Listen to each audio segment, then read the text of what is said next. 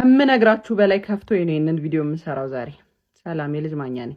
ይሄ የምታዩት ደብዳቤ ማሳየት ስለማይቻል ነው። እዚህ ጋር የምታዩት ኢንቪቴሽን ሌተር ወይም ደግሞ የጥሪ ደብዳቤ ነው።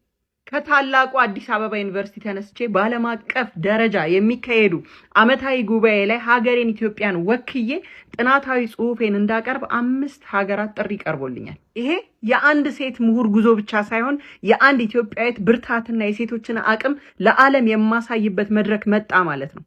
ሴትና አህያ በዱላ፣ ሴት ለቤት ወንድ ለበረከት፣ ሴት ብታቅ በወንድ ያልቅ፣ የሴት ብልህ የወንፊት እህል የለውም የሚለው ተረት ዛሬም ድረስ በሀገሬ በጆሮዬ እያለ ይህንን ሰብሬ ወጥቻለሁ።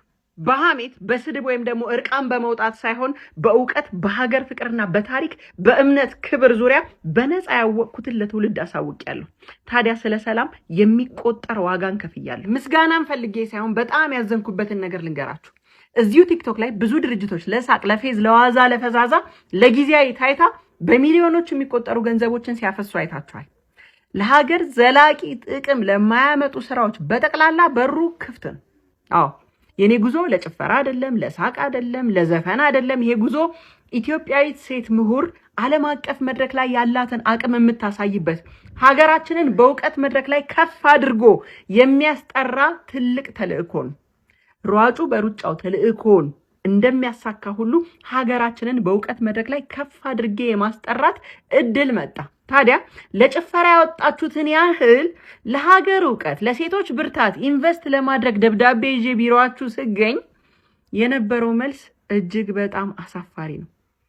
በጣም አሳፋሪ ነው የምነግራችሁ። ይሄን ሀገራዊ ተልእኮ ስፖንሰር አድርጉኝ ወይም አግዙኝ ከጎኔ በመቆም በተለይ ደግሞ ለሴቶች ቁጠባ፣ ለሴቶች ውመን ኢምፓወርመንት ምናምን ሰሞኑን ራሱ የምትሰሩት ማስታወቂያ ለህዝብ ለሀገር የቆማችሁ የምትመስሉ ተቋማት፣ ድርጅቶች ቻሌንጅ ይሄን ሰርታችሁ ይሄን ካረጋችሁ ይሄን እንከፍላለን የምትሉት እስቲ ለቁም ነገርና ለእውቀት እቺን ትንሽ ነገር ይሄንን ነገር አግዙ ስትባሉ የሰጣችሁት መልስ እንዴት ያሳፍራል።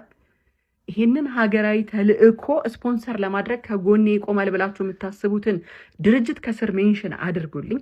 በጣም ያዘንኩት አንድ ወይ ሁለት ድርጅት እውነት ለቁም ነገርና ለእውቀት የቆመ አንድ ወይ ሁለት ተቋም እንዴት በሀገር ደረጃ ሊጠፋ ይችላል የሚለው በጣም አሳዝኖኛል። የልጅ ማኛ ቤተሰቦች ልታግዙኝ የምትችሉት አንድ ነገር ነው።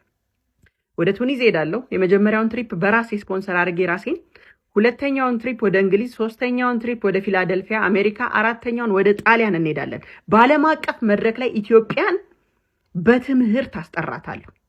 ሰሙኛላችሁ አይደል? አስጠራታለሁ። ስናደርግ ይሄንን የምታግዙኝ 100 ጊዜ ኮፒ ሊንክ አድርጉ። ያግዛቸዋል ወይም ያግዛታል ብላችሁ የምታስቡትን ድርጅት ሜንሽን አድርጉት። እውነት ለእውቀት የቆመ ለህዝብ የቆመ ለሴቶች የቆመ ትምህርት ለሀገር ወሳኝነቱን ያመነበትን ድርጅት ሜንሽን ብታደርጉልኝ ደስ ይለኛል። ብትችሉ ዱዌት ሪፖስት አድርጉት፣ ስቶሪ ላይ አስቀምጡልኝ። ውዶቼ ይቅር በሉኝ፣ ተናድጄ ነው። ይቅር በሉኝ። እውነት ሰው ወዱ አይደለም ለካ ፊቱን ትቶ ቂጡን የሚያዞረው እዚህ ፕላትፎርም ላይ። አም ሶሪ